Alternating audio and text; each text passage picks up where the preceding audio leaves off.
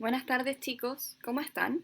Espero que estén teniendo un muy buen día eh, en sus casas eh, y vamos a dar comienzo a la clase. Ya recuerden que mi nombre es Nicole González y soy su profesora de física. Ya, entonces vamos a comenzar con la clase para primeros medios de física. Lo primero que me gustaría mencionar es que ahora vamos a pasar a una siguiente unidad. ¿Ya? La primera unidad que nosotros vimos era sobre las ondas y el sonido. ¿Ya? Y hablando brevemente sobre ello, recuerden que una onda es una perturbación que se produce y que esta perturbación hace que estas ondas puedan viajar a través de un medio físico, ¿ya? O puede ser a través del vacío también. Vimos algunos ejemplos y luego abordamos más profundamente lo que es el sonido, que también es una onda, evidentemente. ¿Ya? La onda del sonido tiene algunas características, como por ejemplo que es longitudinal, lo que quiere decir que las partículas viajan en el movimiento de dirección de la propagación. ¿Ya? Es decir, si un sonido se produce, por ejemplo, yo al hablar se produce hacia adelante, se va a propagar de esa manera. ¿Ya? Y a eso se le llama longitudinal. También el sonido es una onda de tipo viajera, es decir, que se propaga de forma libre. Además es mecánica porque no se propaga en el vacío, sino que requiere un medio físico para ser propagada, como el aire, como quizás, por ejemplo, el agua. ¿Ya? Hay distintas fuentes de propagación, pero no en el vacío. Y también es tridimensional porque tenemos varias fuentes. Si yo estoy hablando, por ejemplo, y grito muy fuerte y, por ejemplo, si hay agua cerca, se va a mover. Ya, si hay algún objeto, eh, por ejemplo, muy a la orilla y yo hago un ruido muy, muy, muy fuerte o muy constante, además de fuerte, puede que este objeto se llegue hasta caer, ya dependiendo de la vibración que se produce por el sonido. ¿Ya? Y en la última clase vimos algunas propiedades que tiene el sonido, como la reflexión, el eco, la reverberación, la absorción del sonido, resonancia y la rapidez del sonido. Y lo último que vimos en la clase anterior fue el efecto Doppler, ¿cierto? Que era cuando varía, por ejemplo, lo vimos en el caso específico de un carro de bomberos, donde este carro, cierto, que tiene una sirena, si va avanzando, si una persona se encuentra antes del carro, va a escuchar, cierto, de una manera más eh, fuerte y también de una manera más aguda, ¿ya? A diferencia de una persona que se encuentra hacia el lado contrario de donde está avanzando el carro, es decir, si está eh, detrás del carro y el carro sigue avanzando, esa persona lo va a escuchar de una forma más grave, ¿cierto? Y a medida que se vaya alejando, evidentemente lo va a ir escuchando cada vez más grave y menos fuerte. Ya, y eso fue lo último que vimos. Ya di una tarea que espero que todos hayan resuelto, perdón.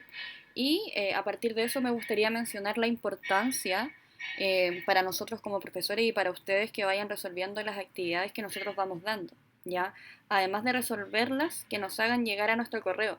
En caso de que ustedes presenten algún problema por ABC motivo y no puedan entregarlo a tiempo, yo lo voy a entender y recibo de todas maneras ese trabajo. ¿Ya? Pero necesito que me lo hagan saber. ¿Por qué esto es importante? Porque recuerden que las actividades que nosotros realizamos son evaluadas y a la vuelta de clase esto va a tener o sea, va a tener importancia al momento de volver, ¿ya?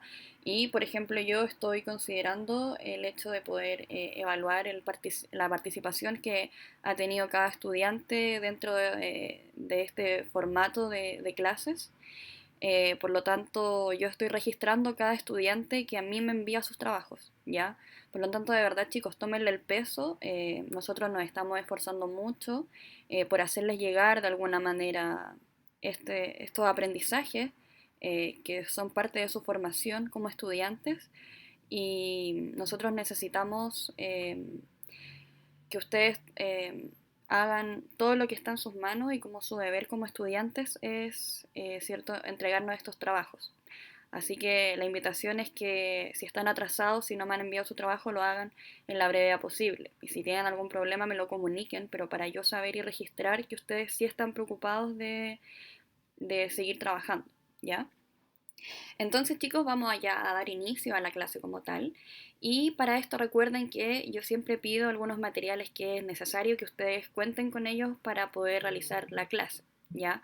Recuerden que estos son, en primer lugar, su cuaderno de física, su texto escolar de física y su estuche con sus implementos básicos, es decir, eh, lápices y goma, ¿ya? Lo importante es que ustedes tomen apuntes de las clases y que puedan también ir generando preguntas. Si a ustedes les surgen algunas preguntas dentro de la clase, sería ideal que ustedes puedan escribirlas y me las puedan hacer llegar, por ejemplo, a través del correo y yo poder resolverlas después en la clase. Así todos nos podemos, es cierto, adentrar más allá en el contenido mismo. Y también considero que es muy importante el hecho de que ustedes participen ya de esta manera.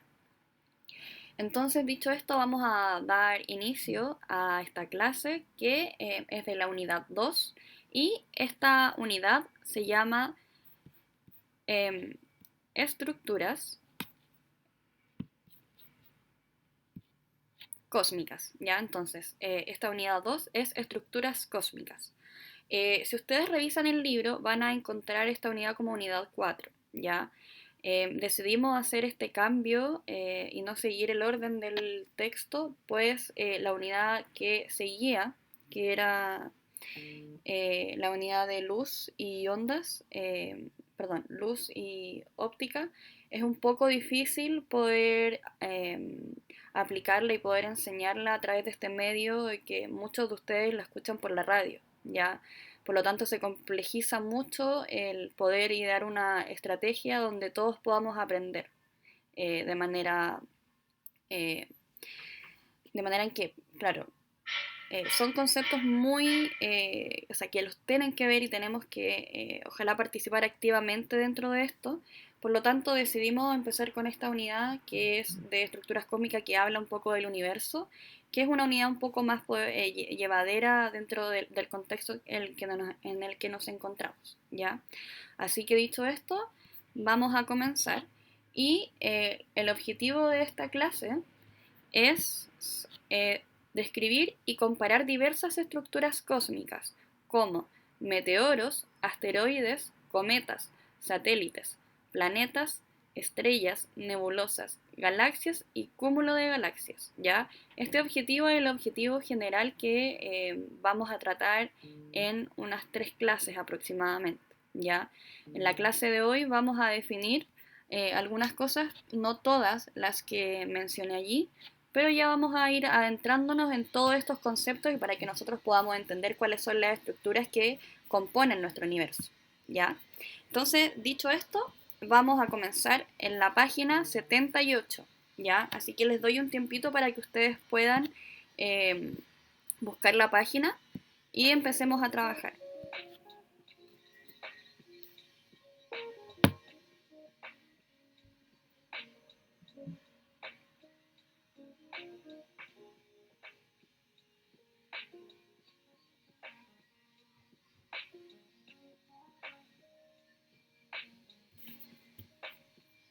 Ya, entonces chiquillos, ya ubicados en la página 78 nos aparece una gran pregunta que va a ser la gran pregunta de la unidad. Recuerden que la unidad se llama estructuras cósmicas, ¿ya? Y esta unidad entonces tiene como gran pregunta a resolver dentro de todo lo que vamos a ver, es qué estructuras componen nuestro universo, ¿ya? Entonces vamos a comenzar preguntándonos esto, ¿cierto? Que me imagino que todos tenemos alguna noción de qué cosas componen nuestro universo, pero las vamos a ir viendo de a poco, ¿ya? En la siguiente página, que es la página 79, podemos ver algunas imágenes de cosas que nosotros podemos ver en la galaxia, en el universo, pero que ahora quizás no podamos reconocer qué son, qué es, a qué se refiere, de qué se compondrá. ¿Ya? Y la idea de esta unidad es que al pasar las clases nosotros podamos identificar qué son cada una de estas cosas, cómo se componen y cómo se comportan en el universo, ¿ya? Y cuál es la función que cumplen. Por lo tanto, vamos a comenzar ya en la clase como tal en la página 80, ¿ya? Y esta página recibe como nombre Observando el Cosmos, ¿ya? Aquí surgen cosas bastante, o sea, yo creo que cosas que muchos de ustedes han escuchado alguna vez, pero quizás no sepan exactamente cuál es la definición. En estas dos páginas, que es la 80 y 81, que ustedes pueden observar, tenemos distintas cosas que podemos ver. Por ejemplo, vemos un planeta, vemos ahí algo amarillo que podríamos definir, ¿cierto? Y si nosotros entendemos un poco de nuestro sistema solar como el Sol, ¿cierto? Y en la siguiente página, que es la 81, tenemos otro planeta, ¿cierto? Y con otras cosas que nos van apareciendo ahí en los textos. Vamos a ir analizando cada uno de los textos y qué es cada una de las cosas que nos aparece ahí. En primer lugar, entonces, en la página 80 nos aparece este como planeta, que en verdad no es un planeta, es una estrella, que es la que denominamos Sol, ¿ya? La estrella la vamos a trabajar en la siguiente clase, pero lo primero que quiero que entiendan es que estamos viendo el universo en nuestro sistema solar, ¿ya? Vamos a partir desde ese punto. Entonces, nosotros lo que vamos a analizar en esta clase es el sistema solar y algunos elementos que lo componen, ¿ya? La estrella va a ser vista, como les dije, en la siguiente clase, pero la idea es que empiecen ya sabiendo eso, que la estrella, ¿cierto? O sea, que el Sol es una estrella. Lo siguiente a considerar es un planeta, ¿cierto? Ahí tenemos a Júpiter y vamos a leer en conjunto lo que nos aparece, el pequeño texto que nos aparece ahí. Dice: un planeta es un cuerpo celeste que orbita a una estrella, o los restos de una. Posee la masa necesaria para que su forma sea esférica y no tiene en su cercanía restos de cuerpos menores como asteroides, gas o polvo, todos remanentes de la forma planetaria. Además, a diferencia de una estrella, en un planeta no se producen reacciones nucleares en su interior. Entonces, lo que podemos deducir a partir de esto es que en la estrella, ¿cierto?, están sucediendo constantemente reacciones nucleares, ¿ya? Y tenemos que entender también que en nuestro sistema solar tenemos solo una estrella, que es el Sol, ¿ya? En cambio, planetas hay más de uno, que me imagino que casi todos ustedes deberían conocer, o todos deberían conocer. Entonces, dicho esto, nosotros, o sea, voy a mencionar ahora los componentes del sistema solar en orden desde el menor a mayor distancia respecto al Sol. Quiere decir, voy a ir mencionando los que están más cerca del Sol y los que están más lejos, ¿ya? Siguiendo esa lógica, entonces, los planetas que están en el sistema solar sería Mercurio, el que está más cerca, luego viene Venus, posteriormente viene la Tierra, nosotros, ¿ya? Seríamos el tercer planeta desde lo más cerca a lo más lejano respecto al Sol. Luego de la Tierra viene Marte, luego Júpiter, Saturno, Urano y Neptuno, ¿ya? Y finalmente tenemos a Plutón también. Pero yo no sé si recuerdan ustedes que hubo una pequeña discusión hace un par de años con respecto a si se consideraba el planeta Plutón como un planeta, ¿ya? Como dice ahí la definición, ¿cierto? El planeta es un cuerpo celeste que va a orbitar a una estrella, que en este caso es el Sol, ¿cierto? Y necesita una masa necesaria para que ésta sea esférica y que además no tenga asteroides alrededor. El, eh, sí cumple esta definición, eh, Plutón, pero el problema es que es muy pequeño, ¿ya? Y a la distancia que tiene Plutón, que es bastante lejos, si yo considero, o sea, se descubrió que si yo considero que Plutón es un planeta, hay algunos otros cuerpos celestes cerca de Plutón que tienen esta misma configuración, que son muy similares en masa y también son redondos, ¿cierto? Y tienen estas características. Por lo tanto, si se considera Plutón como un planeta, habría que también incluir a muchos otros planetas más dentro del sistema solar. Y por sistema, o sea, por problemas de estudio, porque ya tenemos esta configuración, se determinó de que Plutón se iba a considerar igual como planeta, pero teniendo esta salvedad, sabiendo que también hay otros cuerpos celestes que están un poco más alejados del Sol, pero que son muy similares a Plutón, ¿ya? A partir de eso también me gustaría darles como un pequeño así como un dato curioso. Si ustedes alguna vez se han preguntado cómo será el clima en esos otros planetas, entonces vamos a abordar brevemente. Esta información yo la estoy sacando de una página súper buena que se las voy a dar al final de la clase por si ustedes tienen internet y quieren averiguar más sobre esto. Sería excelente, de verdad que es una página que se las recomiendo mucho y de hecho es de la NASA, ¿ya?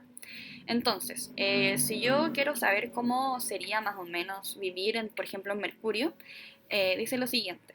Unas vacaciones en Mercurio se convertirían en un verdadero desastre porque se encuentran tan cerca del Sol que las temperaturas son extremadamente altas. Durante el día el Sol se vería 3 veces más grande y más de 10 veces más brillante que la Tierra. Ya por lo tanto sería imposible vivir ahí, o sea, quedaríamos quemados en el primer momento, o sea, de solo estar ahí ya pasaríamos a ser ceniza. Estos rayos solares hacen que las temperaturas suban desde los 427 grados Celsius, que es más de lo que puede alcanzar, por ejemplo, un horno en tu casa. Un horno generalmente tiene un máximo de 220 grados Celsius, o sea, es mayor aún que eso. Imagínense estar viviendo ahí. Imposible. Y por la noche, como no hay atmósfera, tampoco puede mantener ese calor. Por lo tanto, las temperaturas llegan a menos 149 grados Celsius. Es muy helado, ya estaría todo más que congelado. Por lo tanto, es imposible poder vivir por el clima que tiene este planeta, ¿ya? El siguiente planeta a considerar es Venus. ¿Cómo sería vivir ahí? Entonces, debes pensar que porque Mercurio está muy cerca del Sol, se llevaría quizá el primer premio por ser el más cálido de todo el sistema solar. Pero esto no es así, ¿ya? Venus es el planeta que es el más cálido, ¿ya? Esto se debe a que Venus está cubierto por una atmósfera densa de dióxido de carbono y sus nubes son de ácido sulfúrico.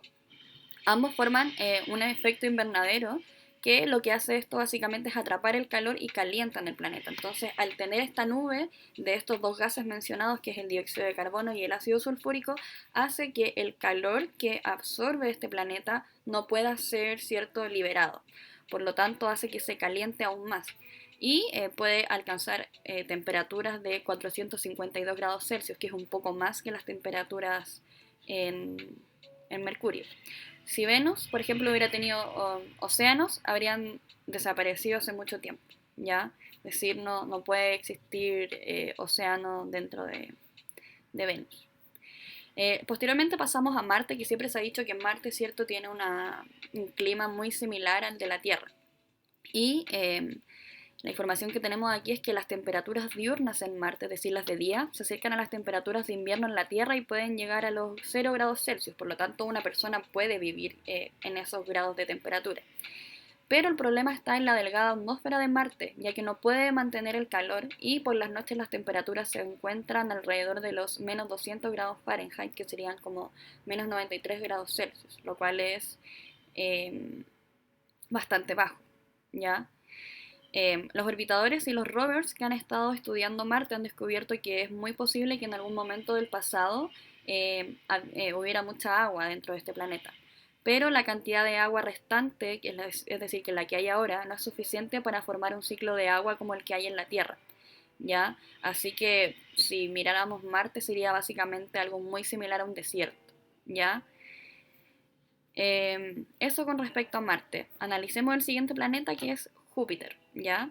Estos son datos chiquillos como para que ustedes aprendan y se interesen más por esto, pero no es algo que vayamos a analizar como específicamente dentro del contenido que vamos a analizar, pero es para que ustedes aprendan más y se interesen por todo este conocimiento que yo creo que es bastante interesante y yo creo que a ustedes les va a interesar, sobre todo ahora, por ejemplo, con ¿cierto? Con eh, este cometa o sea, esta nave que cierto fue ahora hacia el espacio, que lanzó la NASA hace un par de días. Entonces, tenemos a Júpiter y en realidad dentro de este planeta no podrías pasar no podrías pasar tiempo en la superficie de Júpiter para observar el clima, ya que Júpiter es un gigante gaseoso, ya es decir, no hay algo sólido. No hay superficie sólida, por lo que no se puede estar de pie, ya es solo gas.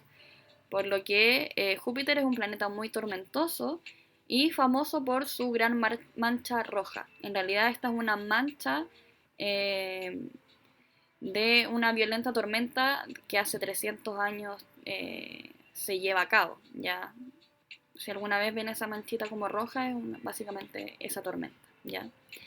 Eh, y esta mancha roja no es únicamente de Júpiter, todo el planeta está cubierto por nubes que se arremolinan en lo alto de la atmósfera y que es muy probable que estén compuestas por amoníaco, por lo tanto, no imposible poder vivir ahí. ¿Ya? Y finalmente vamos a ver a Saturno, ¿ya? Saturno es también un gaseoso, o sea, un planeta gaseoso y que tiene muchos anillos. Está el casi el doble de distancia de la que está de Júpiter y las temperaturas varían desde los menos 140 grados Celsius, ¿ya? Por lo tanto es bastante baja la temperatura. El clima es más parecido al nuestro en el sistema solar. El clima más parecido al nuestro en el sistema solar se encuentra en la luna más grande de Saturno, que es Titán, ¿ya? Y los científicos creen que Titán tiene estaciones y nubes que traerían lluvia y una atmósfera hecha en gran parte de nitrógeno, como la nuestra. Pero la mala noticia es que en un ciclo de agua, Titán tiene ciclos de un componente químico llamado metano. Por lo tanto, la lluvia que cae de esas nubes cae en lagos, ríos y mares y por lo tanto tiene este componente que es tóxico para nosotros. Y además en esta luna de Saturno hace demasiado frío para que nosotros podamos habitar. ¿Ya? Entonces, dicho esto, chiquillos, vamos a seguir con lo que nos está diciendo el texto y ya viendo entonces lo que es un planeta y cuáles son estos planetas y más o menos sus características, podemos ver también que hay satélites naturales, que son cuerpos que orbitan a un planeta y que poseen un tamaño inferior a este, es decir, son más pequeños. Sin embargo, un cuerpo celeste que orbita a otro puede ser entendido como un satélite. Estos satélites naturales básicamente, chicos, son las lunas, ¿ya? La luna, en este caso, que es la que orbita el planeta Tierra, tiene este nombre, luna, pero es un satélite natural. Y por extensión se le llama luna a todos los otros satélites que puedan orbitar a los distintos planetas, ¿ya? Por ejemplo, tenemos que, claro, la Tierra, ¿cierto? Tiene una luna, un satélite.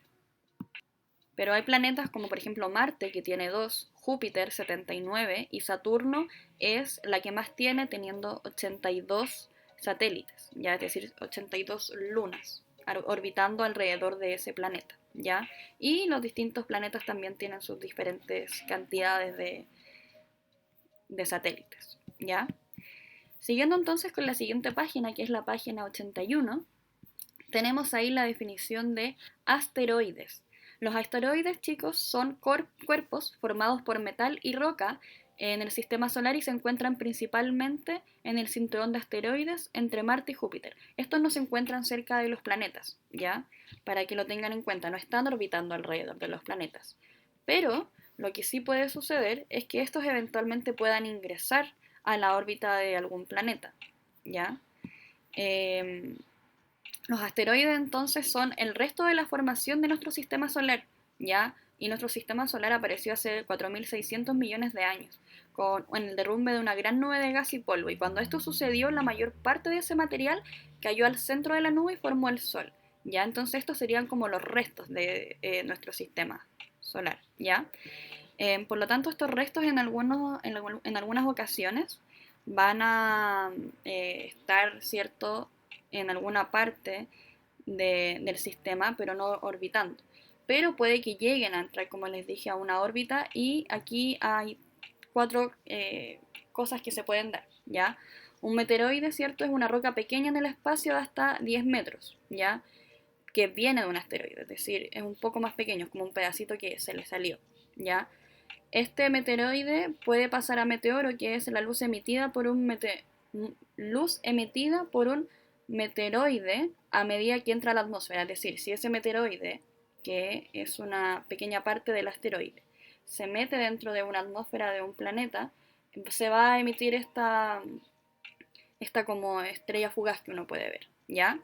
Y finalmente los bólidos son meteoros que estallan en la atmósfera, ya que entran y que se produce como esta explosión. Y los meteoritos son los fragmentos que sobreviven al pasar a través de la atmósfera y llegan al suelo. Es decir, cuando esto ya pasó este proceso, el meteoroide entró a la atmósfera, ¿cierto? Emitió esta luz y estalló eventualmente, esos restos que caigan son los llamados meteoritos, ¿ya? Y finalmente tenemos a los cometas, que son cuerpos formados por hielo, gas y polvo. ¿Ya? Algunos realizan órbitas elípticas alrededor del Sol y proceden de las regiones más extremas del sistema solar, el cinturón de Kuiper o la nube de Oort. ¿Ya? Entonces estos se encuentran muy alejados y por eso están conformados por hielo, gas y polvo, ¿ya? Porque están muy alejados de la estrella que es el Sol. Bueno, a partir de la explicación y de los datos que les di en la clase de hoy, ustedes van a tener que realizar una tarea. Esta tarea es la misma que está en la actividad de la página 81, en donde tienen que confeccionar una tabla en la que ustedes van a comparar las diferentes características de los cuerpos celestes presentados en la página 81-82, es decir, los cometas, meteoritos, bólidos, meteoro, meteoroide, asteroides, satélites naturales y planetas, ¿ya? Todos esos conceptos que están en la página 81-82, ustedes lo van a comparar en una tabla, ¿ya?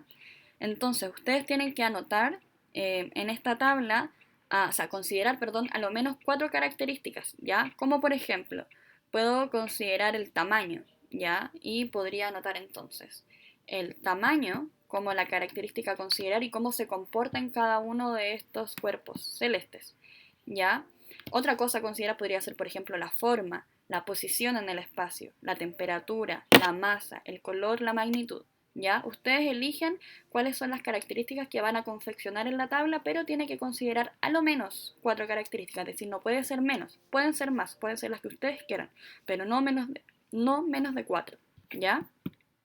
Y finalmente tienen que responder a las 2 preguntas que aparecen después, que es ¿qué son los asteroides troyanos? Y ¿por qué la cola de un cometa es siempre opuesta al Sol?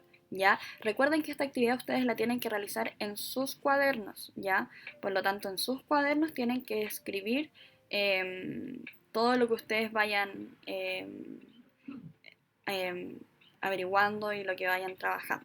Ya recuerden que esa es la forma de trabajo.